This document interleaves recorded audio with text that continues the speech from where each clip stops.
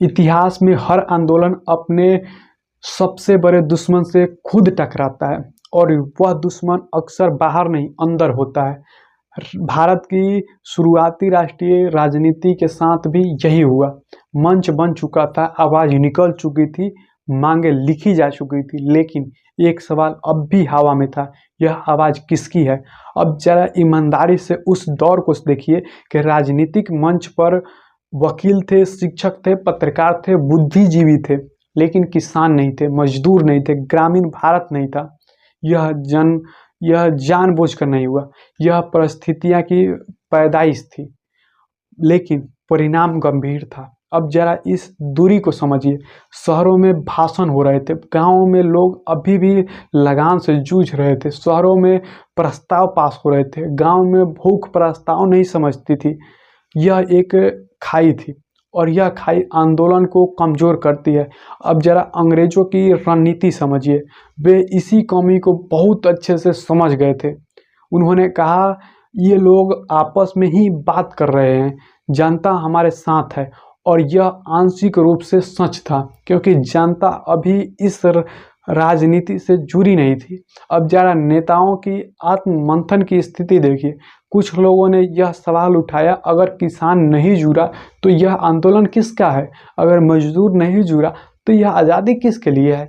ये सवाल असुविधाजनक थे, लेकिन जरूरी थे, क्योंकि इतिहास में ईमानदार सवाल ही दिशा बदलते हैं। अब जरा एक बहुत गहरी बात है कि यह आंदोलन अभी भी नैतिक रूप से मजबूत था, लेकिन राजनीतिक रूप से अधूरा था। और अधूरा आंदोलन या तो खुद बदलता है या खत्म हो जाता है। अब जरा बदलाव की पहली आहट को सुनिए। लोग कहने लगे, हमें भाषा बदलनी होगी, हमें गांव तक पहुंचना होगा, हमें लोगों की जिंदगी की बात करनी होगी। यह बहुत बड़ा मोड़ था, क्योंकि अब राजनीति सिर्फ अधिकार की नहीं है, रोटी, जमीन और सम्मान की होने लगी थी।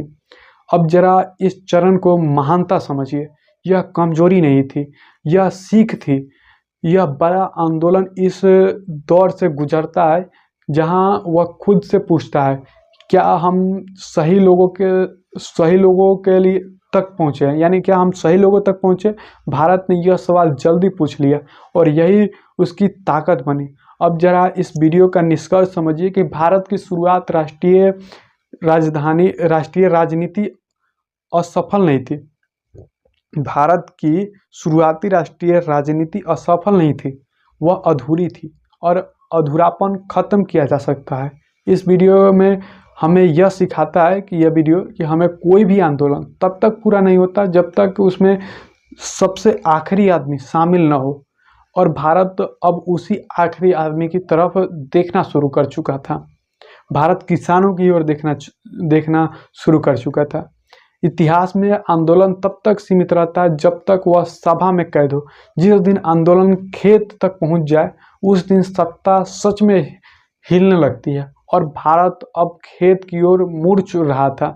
तो दोस्तों, ये वीडियो यहीं पर समाप्त होता है। आपको ये वीडियो कैसा लगा कमेंट करके बताएं। मिलते हैं फिर अगले वीडियो।